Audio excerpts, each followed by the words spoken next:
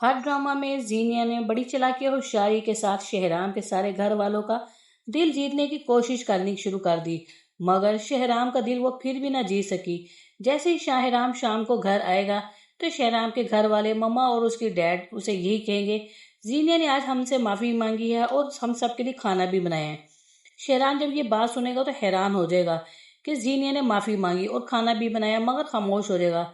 शेराम के चेहरे पर मुस्कुराहट आएगी अपने वालदैन के सामने, मगर उसके दिल में ये खुशी बिल्कुल ही नहीं आई ये सब कुछ जानकर, क्योंकि शहराम के दिल में अब जीनिया के दिल के लिए वैसी मोहब्बत ना थी जो फरियाद के लिए है। शहराम भाई की बातें और शहराम के घर वालों की बातें सारी बाई खड़ी होकर जीनिया खामोशी से सुनेगी और खुश हो जाएगी कैसे इसके घर वाले मेरी बातों में एक बार फिर आ गए।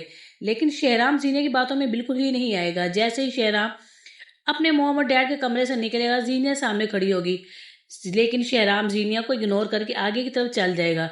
लेकिन जीनिया फिर शहराम का बाजू पकड़ेगी और उसे कहेगी मेरे पास रात को सो।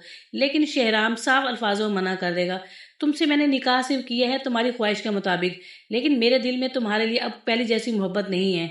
मैं जैसे तुम्हें देखता हूँ तो मुझे वो सब बातें पुरानी याद आ जाती हैं, इसलिए मेरे दिल में सिर्फ अब फरियाल की ही जगह है। इसलिए मैं फरियाल के पास उसके बेडरूम में सोऊंगा। ये सोचकर जीनिया बहुत ज़्यादा परेशान हो चुकी थी, क्योंकि जीनिया कोशिश कर रही थी शहराम का दिल जीतने की, मगर इसमें नाकाम हो रही थी। दूसरी तरफ दानिश जब अपने घर चला जाएगा, वहीं पर देखेगा उसकी माँ उसकी बीवी के लिए किस तरह से तवीज़ वगैरह बना रही है। इस बात का दानिश को बहुत ज़्यादा दुख होगा और अपनी माँ को साफ कह देगा कि मैं शान से तो नहीं बताऊंगा कि आप इस हद तक गिर गई हैं, इसलिए बेहतर यही है कि आइंदा के बाद मेरे घर मत आना और मैं आपसे मिलने भी नहीं आऊँगा।